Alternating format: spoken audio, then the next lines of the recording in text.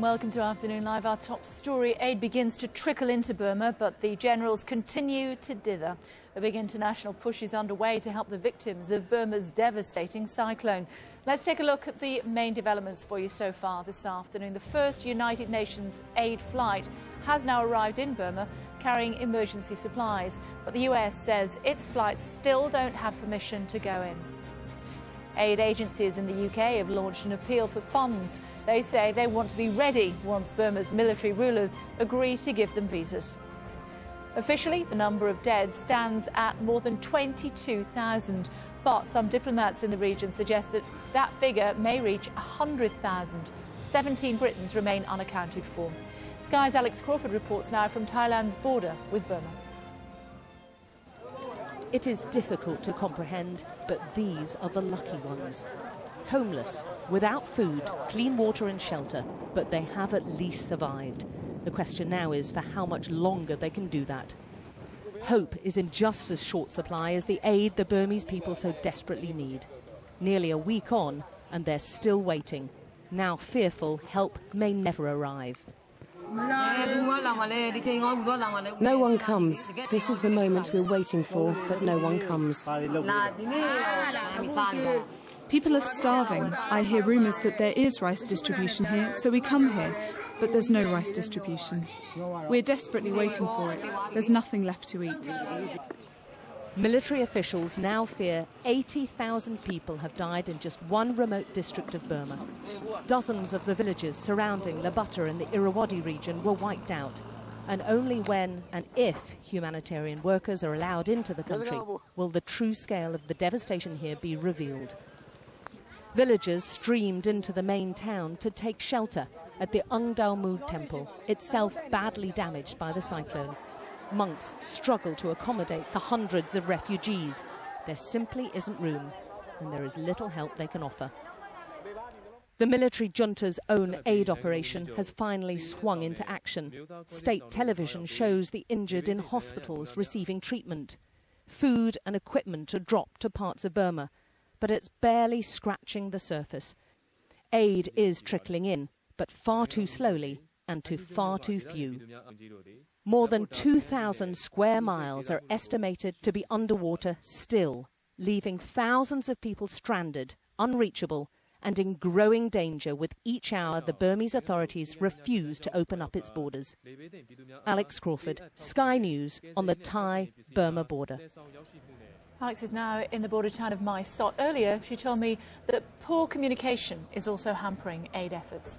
Well, frankly, things are extremely confusing here because we're getting conflicting information from across the border in Burma. The US ambassador earlier on here in Thailand was briefing reporters that America had been given permission to take in not only huge plane loads, C-130s, full of emergency aid, emergency food and medical supplies into Burma, but also had been told that they could take in a number of personnel, some foreign aid workers. Of course, they've been battling to try and get these people out on the ground and offering their expertise since the cyclone hit.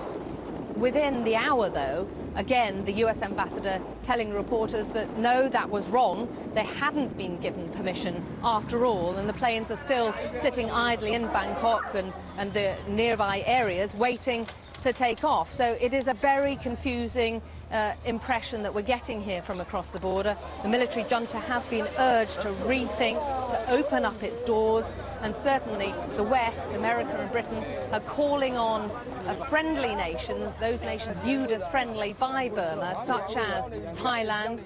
The Thai Prime Minister here has been asked to speak on the West's behalf, to negotiate with his counterpart in Burma to persuade them to stop this distrust, stop this suspicion and try saving your own people. Let all this huge amount of foreign aid that's waiting on the borders, waiting to go in and provide relief to the many, many tens of thousands of people who need it. Let the people have some sustenance. Open your doors is what they're saying. China's also weighing in, another big player in the region. If they can put pressure on the military junta, they want to see them open their doors again, let the foreign aid workers in, let all this aid around the world in. The international community is looking on in despair, waiting for the military junta to accept their help. That was my colleague Alex Crawford speaking to us just a short time ago. And also earlier we spoke to Magnus McFarlane Barrow, who's the Chief Executive of Mary's Meals, which is a Scottish charity that provides meals for children in Burma. He told us the schools they work with have been destroyed. We are feeding in schools in Burma itself and on the Thai border. And the 3 schools that we've been feeding in on the border with Thailand have been completely destroyed. So meanwhile, we're waiting for news from the schools within Burma itself. Well, if you would like to do your bit to help, there is a cyclone donations hotline. There it is, 0870 60 60 900. That's 0870 60 60 900. So I think there's also going to be a further appeal on television later on this evening, so do be aware of that. Also to come on the programme for you this afternoon, how Scotland's politicians... Folding catastrophe in Myanmar. Exiles who fled the regime and are now living in Europe have been glued to the television, waiting for any news they can about what's happening inside their country. Alan Fisher reports now from Norway on the voice of the exiles. Like many exiles, Nini Ong has spent the past few days calling everyone she can think of, trying to get news of her family. But all there is at the end of the phone is a ring that's never answered. Her mother, sister and the rest of her family live in the Irrawaddy Delta, which bore the brunt of the cyclone. As we sat in the centre of her adopted city of Oslo, close to tears, she revealed she was not expecting good news. I don't know what has happened to my mother, my sister and all the rest of my family. I think they disappeared in the cyclone and I worry they may all be dead. I've tried to get in touch, but I cannot reach them. And she's angry that vital international aid is not getting to those who need it most. I am really concerned that the aid hasn't got through since the cyclone hit. I want the international assistance to get to the victims as quickly and as directly as possible. Norway has the biggest community of Myanmar exiles in Europe. They're helped by a local committee. One of their activists says it's been a terrible few days waiting for news. This is a very difficult time for the Burmese living in Norway. It's about 2,100 living here, and most of them have been able to reach their families, but not all of them, unfortunately. For the exiles here, this will never be anything other than somewhere where they live. Myanmar will always be home. For the moment, all they can do is watch the TV news and the rising number of dead and hope that their family isn't among those touched by this disaster. Alan Fisher, Aljazeera, Oslo. Well, Myanmar is one of the world's most secretive nations, making it difficult to get information on what's really going on inside the country. Zaina Awad looks now at how the country's own state media is censoring the picture. Myanmar State Television. Royal Thai Army of Thailand donated medicines and the main source of information available to people in the disaster-torn country.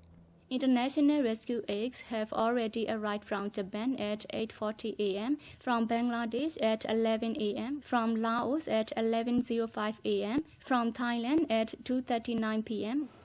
The bulletin made no mention of the red tape that international aid agencies are facing as they desperately try to get into the country. Commander of Southwest Command, Brigadier General Josui. Judging by the broadcast, there may be no need for them, as the generals are in full control. Brigadier General Joseph met the storm victims at the relief camps open at number 7 and number 8 middle schools and number 2 and number 15 high schools in Hlaintaya Township on 5th May, where he comforted the victims. The images are a far cry from the reality witnessed by Aljazeera correspondents on the ground, who say that millions in remote communities across affected areas are left to fend for themselves, cut off from any help. The government of Myanmar has not taken kindly to journalists who contradict its version of events. Foreign correspondents from Western news agencies have entered Myanmar illegally and broadcast fabricated news and incorrect news very often with the help of anti-government associations. So much for now. We'll bring you more. Stay with us.